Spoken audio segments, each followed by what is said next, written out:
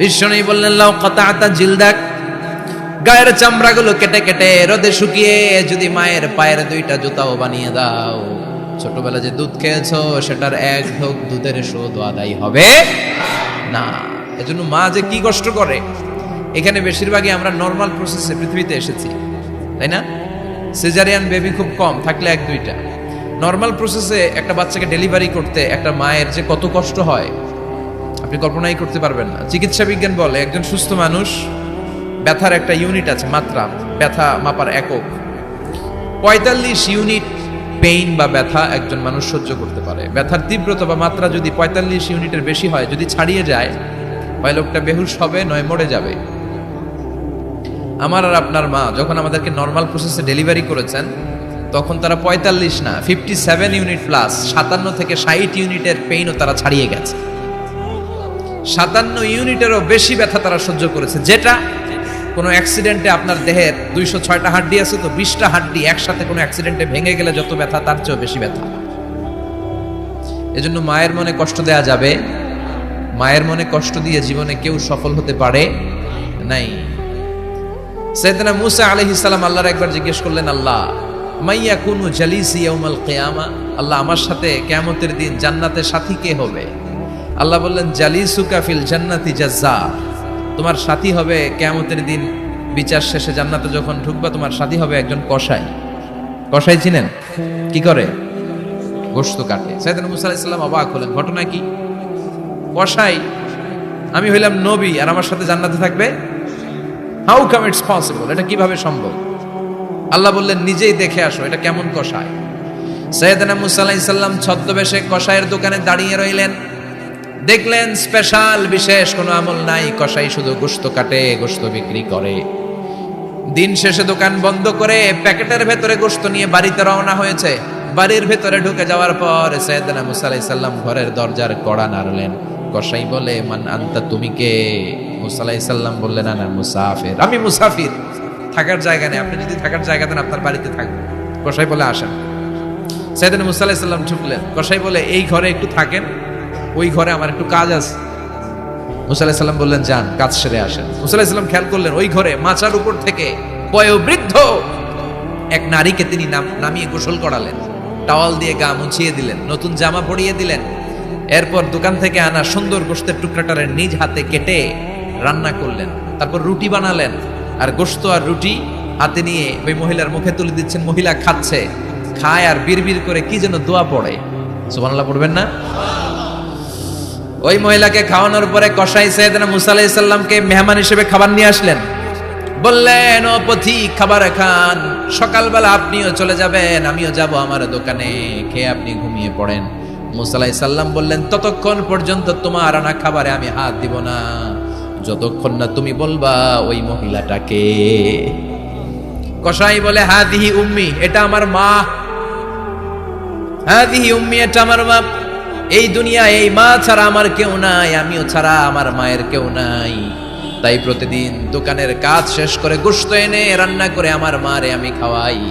হাদিহি উম্মি, এটা আমার জনম দুঃখিনী মা। সাইয়েদনা মূসা আলাইহিস সালাম, বুঝলাম তোমার মা, কিন্তু তুমি যখন রুটি তোমার মায়ের মুখের ভেতরে তুলে দিচ্ছিলে, তোমার মা বিড়বিড় করে কি যেন পড়লো, কি পড়ে তোমার মা?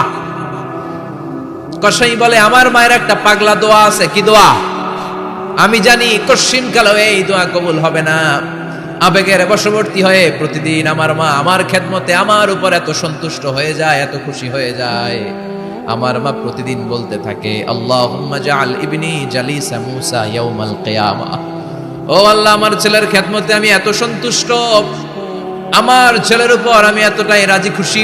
শুনেছি এই জামানার সবচাইতে বড় পয়গম্বর, বনি ইসরাইলের সবচাইতে বড় নবী, ওই নবীর নাম নাকি মূসা। ও আল্লাহ, আমি এত কিছু জানি না, এত কিছু বুঝি না, এত কিছু চাই না, তোমার দরবারে শুধু একটাই চাওয়া, একটাই ফরিয়াদ, তুমি আমার ছেলেরে কিয়ামতের দিন মূসার সাথে হাসর নসিব করে দিও। আমার ছেলে কসাই ছেলেটারে তুমি মূসার জান্নাতের সাথী বানিয়ে দিও। আল্লাহুম্মা জাআল ইবনি জালিসা মূসা ইয়াউমাল কিয়ামা। জালিস মানে ফ্রেন্ড, বন্ধু। আল্লাহ, জান্নাতে আমার ছেলেরে তুমি মূসার বন্ধু বানিয়ে দিও। মূসা আলাইহিস সালাম এবার বুঝতে পারলেন। তিনি বললেন, ঘটনা তো এই জায়গায় এতক্ষণে বুঝতে পেরেছি, কেন আমার সাথে মুসাফির মুফাসসির যাবে না, হাফেজে কোরআন যাবে না, শহীদরা যাবে না, ওলিরা যাবে না, নবীরা যাবে না, আমার সাথে জান্নাতে যাবে কসাই। এটা মায়ের দোয়া। কার দোয়া? মায়ের দোয়ার দরকার আছে না নাই? অনেক পাওয়ারফুল মায়ের দোয়াটা। বুলেট মারলে বুলেট মিস হয়, মায়ের দোয়া মিস হয়? ড্রোন হামলা করলে ড্রোন হামলা মিস হয়ে যেতে পারে, কিন্তু মায়ের দোয়া কোশ্চিনকালে মিস হয় না। চিল্লায় বলেন ঠিক কি না? মায়ের দোয়াটাও কবুল, বদদোয়াও কবুল। ভয়ঙ্কর কিন্তু। মা দোয়া করলে কবুল হয়, কিন্তু বদদোয়া করলে কবুল হয় না। এরকম হলে it was not a big deal, এটা বড় সমস্যা ছিল না। কিন্তু দোয়া করলেও যেমনি কবুল, বদদোয়াটাও কবুল। এজন্য খবর আছে না নাই? এজন্য মায়ের কাছ থেকে সবসময় দোয়া নিতে হবে। দোয়া নিতে রাজি আছেন? আমাদের সমাজে এরকম অনেক ধরনের কুসংস্কার।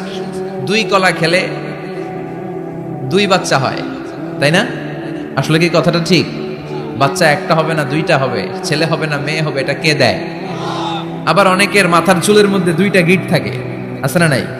2 গিট থাকলে কয় তোর 2 বিয়া, 3 গিট থাকলে 3 বিয়া, গিট নাই কয় তোর বিয়া নাই, আছে না নাই? এগুলো মুসলমান বিশ্বাস করতে পারে? মুসলমান বিশ্বাস করে একজনকে, তিনি কে? তো এই 3 ফল এটা খেলে মানুষ পাগল হয়ে যায় না, এটা স্বাস্থ্যকর একটা খাবার। বাংলাদেশের 3 আর আরব দেশের 3 এর পার্থক্য আছে। আরব দেশের 3 খুব সুস্বাদু। তো এই 3 এর নামে আল্লাহ একটা সূরা দিলেন। সূরার নাম হচ্ছে সূরাতুত তিন। সূরার নাম এরকম অনেক নামে আল্লাহ সূরা দিয়েছেন। খেয়াল করে দেখবেন, মানুষের নামে সূরা দিয়েছেন, সূরাতুল ইনসান, সূরাতুন নাস। আবার ইন্ডিভিজুয়াল 6 জন পুরুষ মানুষের নামে সূরা দিয়েছেন, 6 জন নবীর নামে, একজন ওলির নামে। সূরা হুদ, সূরা ইউসুফ, সূরা ইউনুস, সূরা মুহাম্মদ, সূরা ইব্রাহিম, সূরা নূহ, আছে না নাই? আবার সূরা লোকমান, আছে না নাই? মানুষের নামে সূরা, তাই না? তো 7 জন পুরুষের নামে সূরা, আর মাত্র 1 জন নারীর নামে আল্লাহ সূরা দিলেন। বলেন তো এই সূরাটার নাম কি?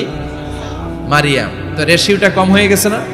পুরুষ 7 জন, নারী 1 জন। নারীরা যাতে রাগ না করে, নারীদেরকে বুঝ দেওয়ার জন্য আল্লাহ সব নারীদের নামে আলাদা একটা সূরা দিলেন।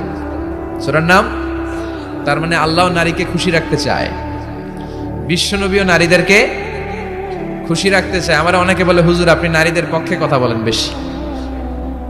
আমি সবার পক্ষেই বলি, যার যেটা অধিকার তাকে সেটা দিতে হবে, ঠিক কিনা? নারীরা সম্মানিতা, তাদেরকে সম্মান দিতে হবে। বিশ্বনবী তাদেরকে সম্মান দিতেন। মা আয়েশাকে বিশ্বনবী সবসময় আগে সালাম দিতেন। সুবহানাল্লাহ পড়েন। খাদিজা রাদিয়াল্লাহু তাআলা আনহাকে আল্লাহ তাআলা আরশের উপর থেকে সালাম পাঠিয়েছেন। এজন্য নারীদেরকে সালাম দিবেন বেশি বেশি। ঘরে সুখ শান্তি নাই, অনেকে বলে ঘরটা নাকি জাহান্নামের টুকরা, কারণ সালাম নাই। সালাম মানে শান্তি। সালাম মানে কি? সালাম সালাম হাজার সালাম সকল শহীদ স্মরণে, আমার হৃদয় রেখে যেতে চাই তাদের স্মৃতির চরণে। পড়েন আমিন। সালাম মানে, চিল্লায় বলেন। জান্নাতীরা যখন জান্নাতে ঢুকবে, ফেরেশতারা জান্নাতীদেরকে কি বলবে? সালাম, শান্তি। Enter the paradise with peace and security. শান্তি এবং নিরাপত্তার সাথে জান্নাতে ঢুকে যা। এজন্য ঘরটারে শান্তিময় বানাতে চাইলে সালাম দিতে হবে। কি দিতে হবে? আজ থেকে স্ত্রীকে সালাম দিবেন তো ইনশাআল্লাহ। পড়েন। আমার মাইকের আওয়াজ যদি বোনদের কানে যায়, মাদের কানে যায়, আপনাদেরও বলি, আপনারাও আগে আগে সালাম দিবেন। এই দৃশ্য বাচ্চারা দেখলে বাচ্চারাও সালাম শিখবে, ঠিক কিনা? মা খাদিজার ব্যাপারে আল্লাহ বলেছেন, জিব্রাইল তুমি যে খাদিজারে আমার পক্ষ থেকে সালাম দিয়ে দাও, আর খাদিজারে বলে দাও জান্নাতে খাদিজার জন্য এমন ঘর আমি প্রিপেয়ার করে রেখেছি যেই ঘরের ভিতরে কোনো নয়েজ নাই, কোনো আওয়াজ নাই, কোনো ডিস্টার্ব নাই, আছে শান্তি। সুবহানাল্লাহ। কারণ বিশ্বনবীর জন্য খাদিজা নিজের ঘরটার এরকম নয়েজহীন, কোলাহল মুক্ত, শান্তিময় করে রেখেছিলেন। বিশ্বনবী কোলাহলপূর্ণ দাওয়াতি কাজ শেষ করে যখন ঘরে যেতেন, কলিজাটা ঠান্ডা হয়ে যেত। বিশ্বনবীর জন্য এমন একটা ঘর রেখেছিলেন মা খাদিজা, ওই ঘরে বিশ্বনবী যখন প্রবেশ করতেন, বাইরে যত মারপিট হয়েছে, মারামারি হয়েছে, কাফেরদের যত অত্যাচার সহ্য করেছে, ঘরে ঢোকার সাথে সাথে নবী সব ভুলে যেতে। এত মায়া, শান্তি, প্রশান্তির ঘর খাদিজা বানিয়েছিল। এজন্য আল্লাহ বলেছে, জিব্রাইল খাদিজারে বলো, খাদিজার জন্য এমন জান্নাত আমি রেখেছি যে জান্নাতে কোনো সাউন্ড নাই, আওয়াজ নাই, ডিস্টার্ব নাই, কোলাহল নাই, কোনো নয়েজ নাই। চিল্লায় পড়েন আল্লাহু আকবার।